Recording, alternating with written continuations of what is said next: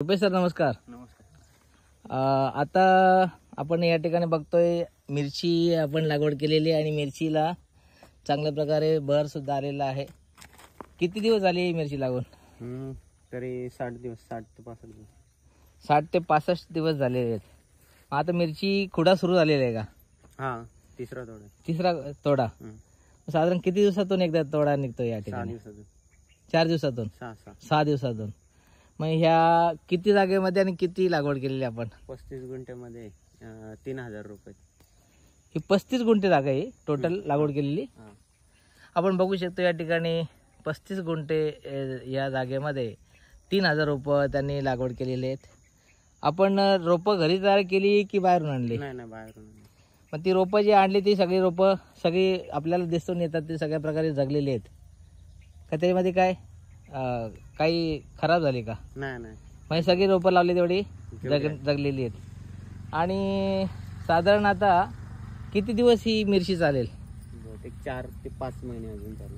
5 महिने. आणि ही मिरचीचं काय प्रकार आहे? मिरची नाव काय? तलवार प्रकारची ही मिरची आहे. या ठिकाणी महत्त्वाची गोष्ट आहे की ही मिरची लागवड केलेली आहे, खुडा सुरू झालेला आहे. 4 दिवसांनी खुडा होतो. परंतु इथे बघतोय आपण की मी माहिती घेतली आल्या या ठिकाणी मिरचीमध्ये गवत खूप साचलेलं आहे. ते गवत खूप साचले ती बेडणी करून शेतकरींना मावशी आहेत आमच्या रुपेशच्या आई. रुपेशच्या आईने मला सांगितलं की साहेब ही मिरचीची बेडणी करून म्हणजे गवताची बेडणी करून आम्ही थकलोय, आता आम्हाला कंटाळा आलेला आहे. परंतु एक सधन शेतकरी असं बोलला तर मग आमच्यासारख्या सर्वसामान्य माणसांनी काय करावं? किती कसा त्रास काय होतो तो म्हणजे सांगायचं का जरा? काय सांगायचं आता मी द्या काय तर टेकून. या ठिकाणी त्याने सांगितलेलं आहे की खूप गवत मासतो आणि त्या गवताची बेडणी करावी लागते. अफाट मेहनत आहे आणि मेहनतीशिवाय कुठलंही फळ नसतं. तर या ठिकाणी रुपेश तुम्ही काय सांगाल की मिरची लागवड कशा प्रकारे सक्सेस झाली असे वाटतं तुम्हाला? हो, सक्सेस झाली. फर्स्ट टाइम तुम्ही मिरची केली? ऍक्च्युली तुम्ही जे काही करता ते सक्सेस करता याचा मला आनंद आहे आणि अभिमान आहे. ही मिरची साधारण सध्या भाव काय असेल? 60 रुपये किलो. 60 रुपये किलो होलसेलचा दर. मग व्यापारी तुमच्याकडे येतात का तुम्ही तुम्ही स्वतः जाता? मग साधारण एका खोड्या किती मिरची निघते? आता सध्या 20 किलो निघली होती, आता जास्त निघेल. आता जास्त निघेल जशी त्यांची ताकद म्हणजे भर येईल त्याप्रमाणे.